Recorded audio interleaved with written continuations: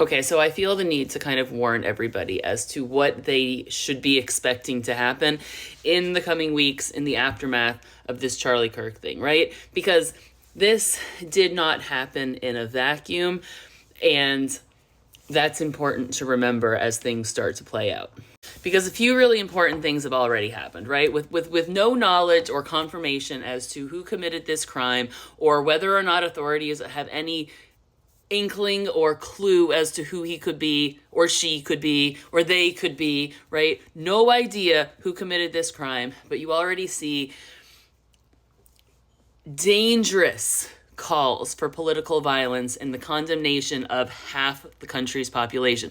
The President of the United States himself, with no absolute definitive proof as to who committed this crime, has decided unto himself that the left wing is guilty.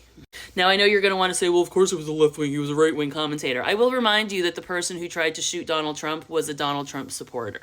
I will remind you that political extremism isn't rational or logical, and that Charlie Kirk has as many enemies on the right as he does on the left, because believe it or not, there are fringe elements on the right that find Charlie Kirk to be too mainstream. I know that seems strange to you and I, but it's true.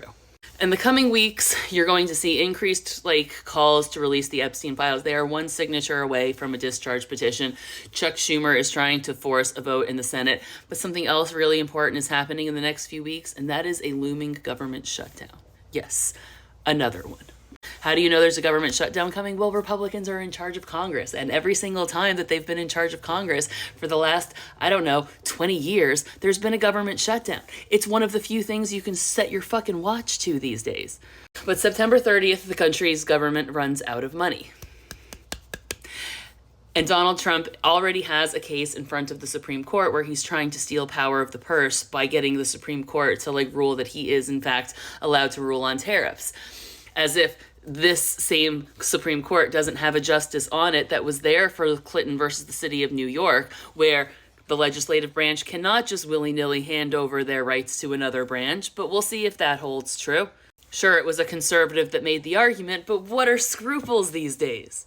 So if the government shuts down come September 30th, in the aftermath of this Charlie Kirk assassination and Donald Trump wanting to play wannabe dictator, I foresee very bad things happening where Donald Trump tries to have his Caesar moment and grab all sorts of power, and the country at large revolts against it. And that's why he's fanning the flames of right-wing lunacy and turning them against the left wing.